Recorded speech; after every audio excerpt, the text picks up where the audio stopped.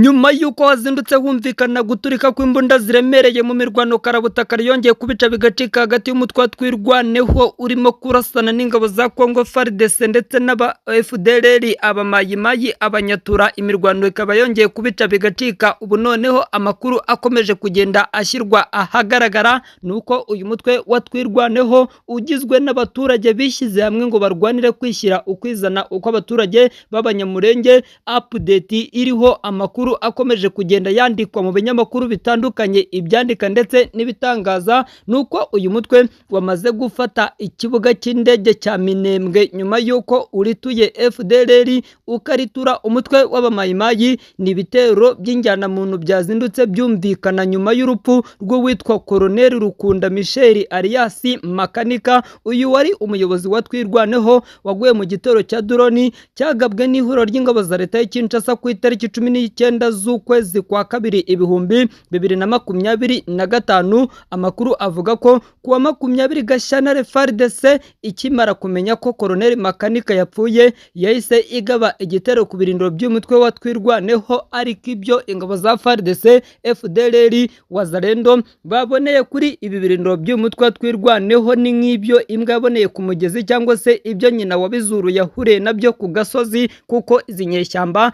zabacuncumuyeho ibisasu zirabarasa. Ubutapfuye yahindutse ikigoryi. Ni nako kandi iyi mirwano yumvikanaga nyuma yuko no mu mujyi mukuru wa Uvira werekeza i Butembo naho ikiswe za Nyamugegema, ikiswe ibibunda biremereye byari birimo kugenda byumvikana, dore ko urugamba rwamaze kuba imberenge. FDLR, FARDC barimo gushakisha ikintu cyose cyabafasha ngo barebe kuntu bahindurana inyeshyamba za M23 bakaba bazirasa, ariko izi ntare zasarambwe zamaze kuba akamaramaza, zamaze kugaragaza ko zititeguye kuba zashyira imbunda hasi. Ubu ziteguye kurwana paka kugeza ku munota wa nyuma, kandi uku kurwana hari n'abari bamaze kuzitega iminsi bavuga ko Uganda igiye gutangira kurasa izi nyeshyamba za M23 nyuma yuko hari amakuru avuga ko ingabo za Uganda UPDF zinjiye ku butaka bwa Kongo zishyizwe mu birindo bikomeye cyane, harimo Irubero ahasanzwe hari n'ibirindo bya M23.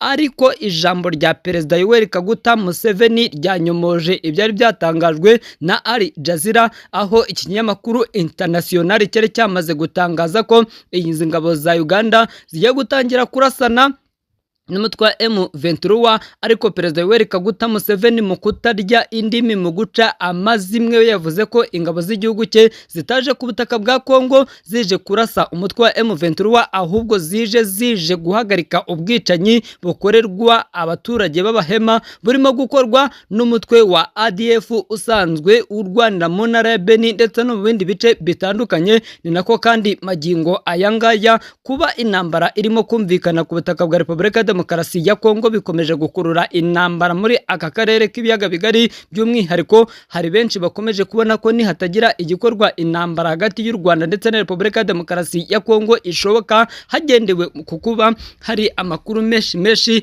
akomeje kugaragaza ko ingabo za Repubulika Demokarasi ya Kongo magingo ayangaya zirimo gukoresha igishoboka cyose ngo zirebe ukuntu zacuncumura zakwirukana aba barwanya. Ariko izi nyeshyamba zirangajwe imbere n'uwitwa General Sultani Makenga zikaba zikomeje kugaragaza ko zamaze kuba akamaramaza kandi zititeguye kuba zashyira hasi imbunda mu gihe cyose leta y'Kinshasa nayo itaraca bugufi ngo bagirane ibiganiro nk'uko aba barwanyi bakomeza kubisaba. Perezida Felix Antoine Tshisekedi ukomeje kugenda asaba ubuhungiro mu bihugu bitandukanye, ashakisha ikintu cyose cyatuma akomeza kurushaho gutinza iyi ntambara, kuko amakuru avuga ko Perezida Tshisekedi gutinza iyi ntambara byaba ari strategique afite zo kuba yashakisha ikintu cyose cyatuma resista ku butegetsi bwo kuyobora iki gihugu, dore ko yavuze ko yiteguye no gukora referendum agafata umwanya w'umukuru w'igihugu akaba yakwiyamamariza ku nshuro ya gatatu, ibintu bitigeze bibaho mu itegeko nshinga ry'iki gihugu.